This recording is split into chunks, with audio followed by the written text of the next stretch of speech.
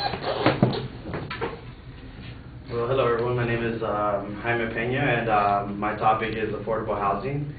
And my claim is the lack of affordable housing is helping inner city poverty grow.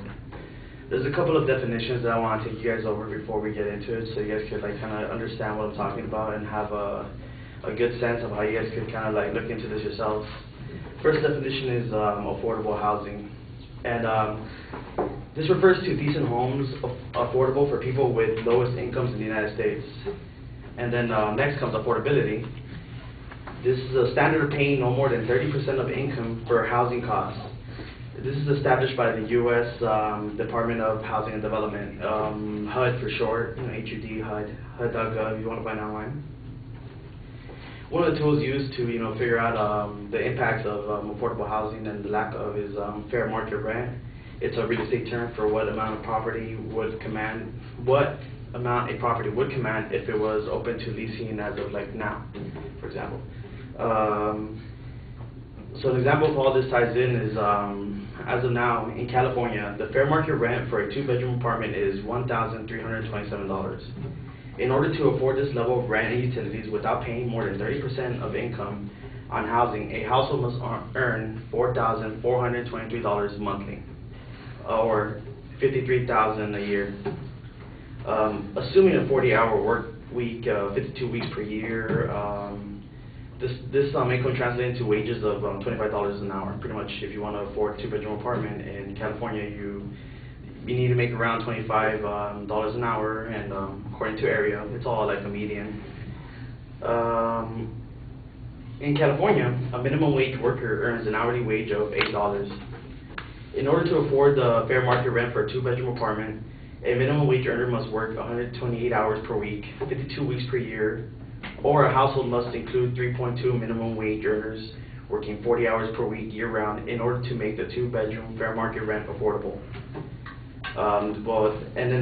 Keep in mind that 3.2 people working in one household to maintain a 2-bedroom apartment, you already have overcrowding issues as the standards of HUD go. Another example is also people who get monthly supplemental security income. Payments for an individual are $907 in California as of 2010. If SSI represents an individual's sole source of income, SSI being supplementary security income, $272 would be considered an affordable rent for that individual, while the fair market rent for 1 bedroom in California is $1,084. Let me take you back real quick to those were the numbers for California, but the Los Angeles fair market rent for a 2-bedroom apartment is almost $1,500. That's pretty much like $200 above the California average.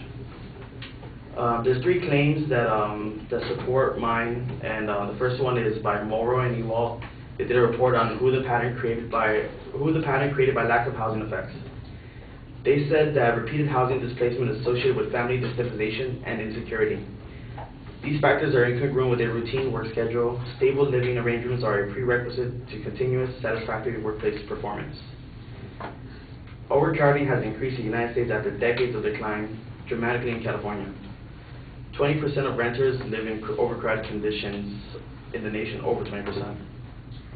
The most vulnerable consumers to lack of affordable housing are those who experience multiple personal stressors like victims of domestic violence, homeless people, elderly people, and disabled people. They will suffer disproportionately, meaning like they'll suffer poverty and they'll become homeless. The next one is Rachel Dwyer did a report of metropolitan development in the United States, where she considered her results to be that the affluent were being residentially segregated.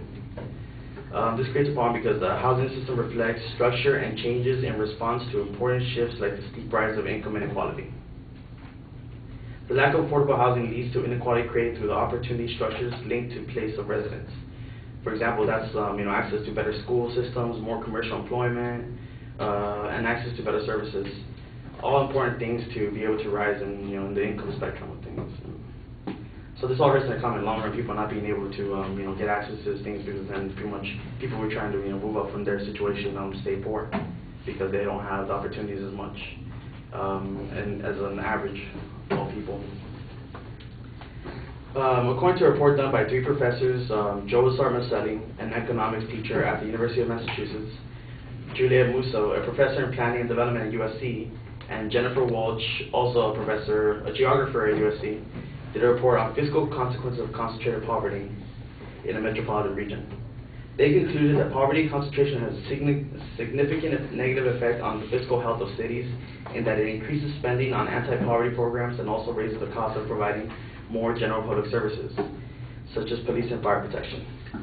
This all relates to the fact that you could go to any given city and look up the average medium income and then look up the fair market rent for that location and pretty much figure out how many people are living below the poverty line or can't afford where they live right now.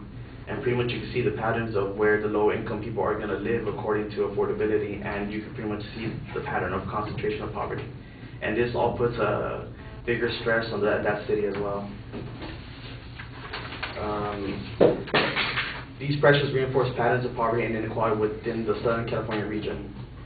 Affordable housing is an important tool needed to help repair a dwindling middle class and stagnant economy. Thank you.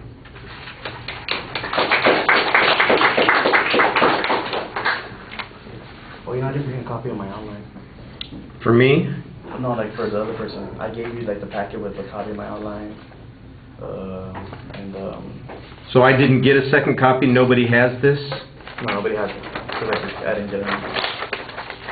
You can give me one later. Okay. You didn't get an outline to do a response to, right? I did. You did? You didn't. Get your outline. I have done. That's a prompt. That's separate. There you go. That's the speech you just heard. Sorry you didn't have it to take notes on while he was speaking. I thought I had passed them all out. I need one with the... No, it's separate. That's a separate assignment. I was confused. Like, you got a paper. Okay, let me make my comments about the speech and then I'll answer these issues, because the tape is running and all of our conversation right now is going to be on his video.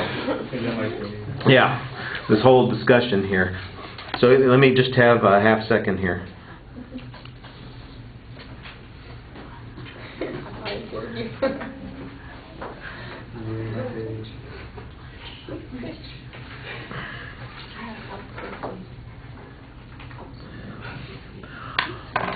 All right, I thought you stated a claim at the beginning. It sounds pretty focused, but as the argument is developing, I hear less and less argument and more just description of the things that are connected to poverty, and I thought you had a good explanation of those. I'm not sure what the controversy is, if in fact there's a suggestion that poverty and housing are unrelated to each other, if it's been believed that homelessness, for instance, is not connected to housing availability or cost, and in fact it's primarily something else, then I think you need to give us some background on that so we know why we're listening to an argument. Otherwise it just sounds like a description of some urban planning class talking about how housing is connected to a variety of social issues, which I'm sure is probably true, which means it's not really an argument. You had excellent citation of information. I thought you had good statistical information. I like the examples you used at the beginning of the speech, especially to try and explain how housing is connected to all of these issues, and you had your hypotheticals.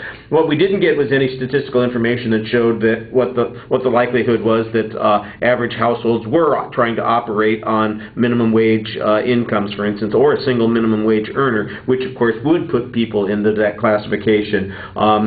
We need some data on the poverty that's going on. I think that you suggest, for instance, that that people in particular categories are likely to suffer. It seems to me like part of the reason that the housing issues and the cost issues come about is because people are in those particular categories. So maybe it's the fact that you have 3 kids and you don't have a spouse to work with to help you deal with the income issues makes affordable housing even more problematic, which might increase some of the other costs. By the way, there wasn't really much discussion of what the state or the local subsidies are and how they influence housing availability either, and that's probably part of the discussion as well. I thought you did a very nice job presenting the information. I'm just not exactly sure how big the inferences are, and like I said, it sounds a lot more descriptive than anything else.